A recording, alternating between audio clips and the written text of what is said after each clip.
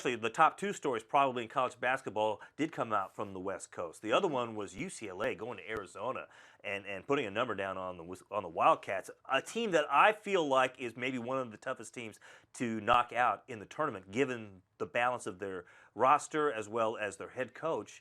But and then that's not to say that UCLA isn't that same team. I mean, UCLA, Oregon, and Arizona are clearly head and shoulders above everybody else in that conference. But you and I had been high on Sean Miller. We've been high on what this team had been able to do. We thought that just in terms of how they put together their season so far, that they've been competitive and one of the best teams not only in that conference but in the country.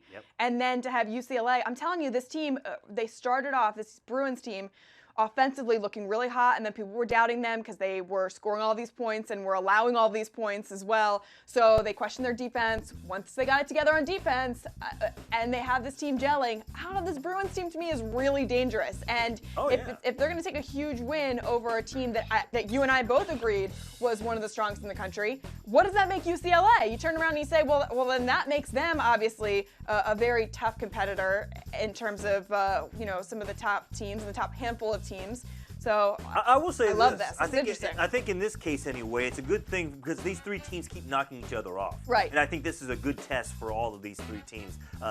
Gives them a taste of what March is going to be like. Because they're probably not going to face, at least not until later in the tournament, to face Oregon or Arizona for UCLA or the other two teams there within the conference. Right. One other side story that continues to brew and grow as far as UCLA is concerned is LeVar Ball, the father of Lonzo Ball, who continues to come out with these comments. And we heard what he had to say about Steph Curry. And now he's backtracked since the original comment, but he said that basically teams that are interested in drafting him, forget about it. He only wants to play for the Lakers.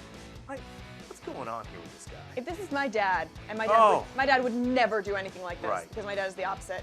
But if I am LeVar and my son is playing at an elite level, playing for a great team that has a chance to compete for the national title, I keep my mouth shut.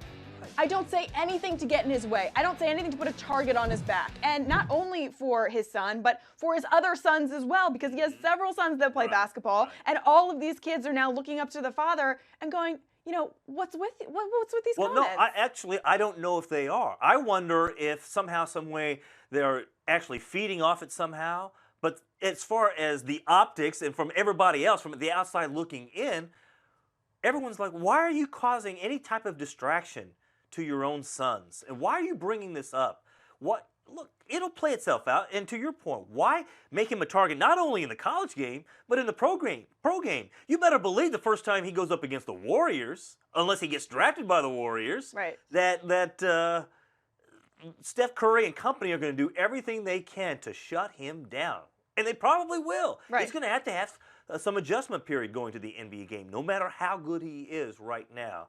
I don't understand why his father continues to make these comments. I mean, there's such a lack of humility, lack of really class in these comments. Just let his son play. He's a good player, a really good player. Yeah. Let him play. Let his actions, let his play, let his game speak for themselves. It's an interesting point that you bring up, thinking that potentially the sons could not be bothered by it, but be fueled by it. Or maybe just be, I don't want to say the term brainwash is strong, but influenced by their father in order to think that these comments are positive and a good thing to put out there. And I'm all for supporting your son. Of course. Your sons, right? I mean, and look, too but to often paint them into a corner and make them paint themselves out. Yeah. Too often we're talking about how fathers are neglecting their kids and things like that, or saying or doing things that is harmful. No, we love that he's involved in his life. Yeah, but step back a little bit. Let's reel it in a little bit. Let him play. Let him have some fun. He's a college kid. Yeah. All right?